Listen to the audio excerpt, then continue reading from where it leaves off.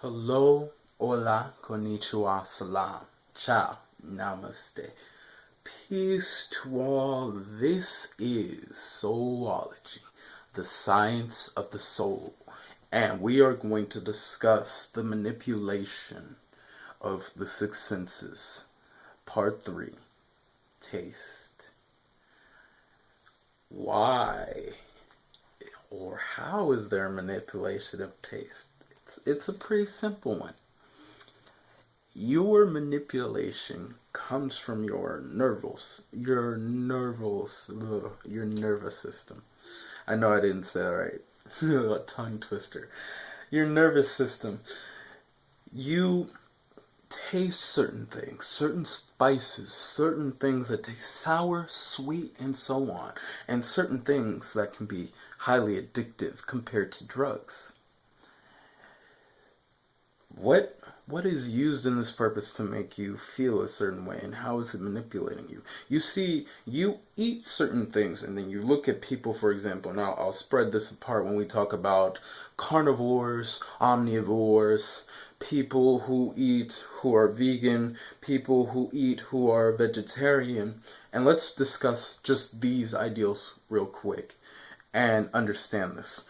Many people who eat, and because I used to be one of them, who eat more of a diet that consumes both meat or plants, or meat, of course, will have this idea in their mind that I couldn't possibly do it because I love meat too much. And we believe in a sense that meat tastes amazing. Here's the problem with that, and I will add something in a minute about this. The problem is, you would not eat a slab of meat if it didn't have any seasoning in it. You would not eat something cooked just the way it is unless it had some type of seasonings in it. It would taste horrible to you. So when someone creates something such as meatless meat, and I don't mean just the products you see at the store, but someone creates something that even tastes amazing in the same factor, how would you know?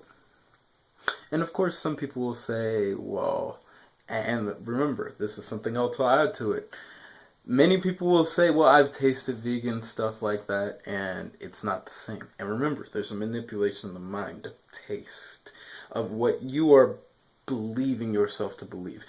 The manipulation also follows with your eyes, as we talked about through different videos you see. It's compressed in your mind to believe those belief systems that this is what you need in your system. You believe you can get protein from animals. However, you fail to realize, in a sense, that, or better yet, you don't quite see the flawed mistake, which is that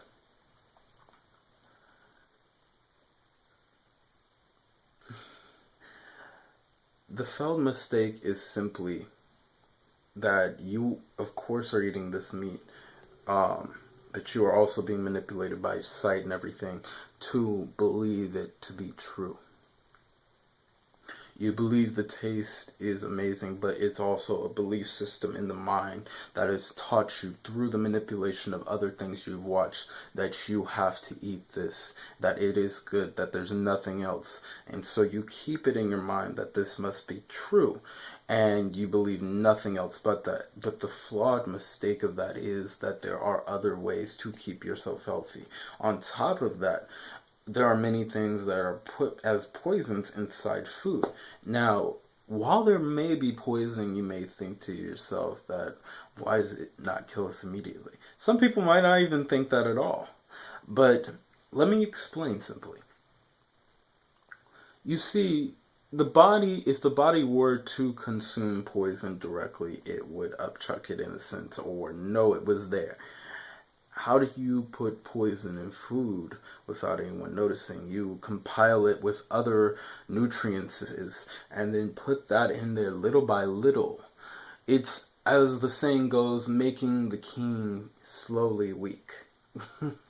There was a story about a king, in a sense, where they were putting poison little by little in the food until he became weak and ill.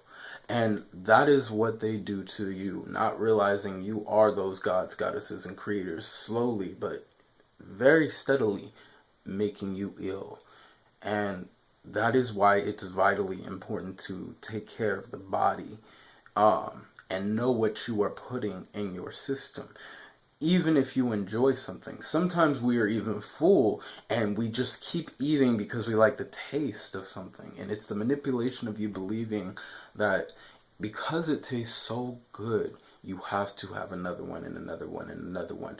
And this becomes something where you are, in a sense, compelled to keep eating without really consciously thinking of what you are putting in your body and how you may be harming the functions of your system within, your intestines, your stomach, and everything, because there's only a certain amount of things they can hold before they feel a certain way in your body. Or even in a sense, taking more time in the body to get rid of food or different filth you've put in your body. It takes time then. It takes a moment. So when you are eating healthier foods, even looking for more beneficial ways, you have to observe the fact of what you can create. Many of us only go to the store because we see the food and we know what it tastes like. But how many of us create those foods for ourselves? And of course, we might say, well, I get the meat at the store and everything. How many of you would go out, get an animal and cut them up? Not too many would do that. We would rather someone do it on our behalf.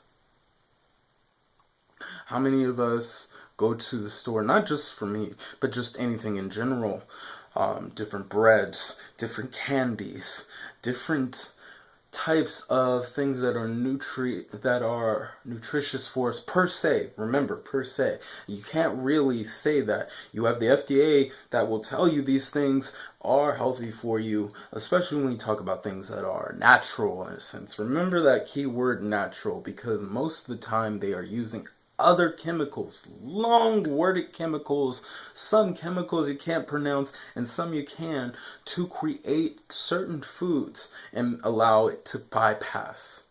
That does not mean they're natural, and that is why you should always look at the back of the label, even though, but how many people just make those foods themselves?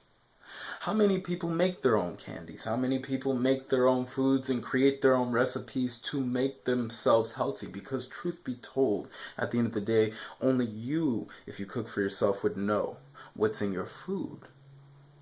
You can't when a corporation conceals it from you.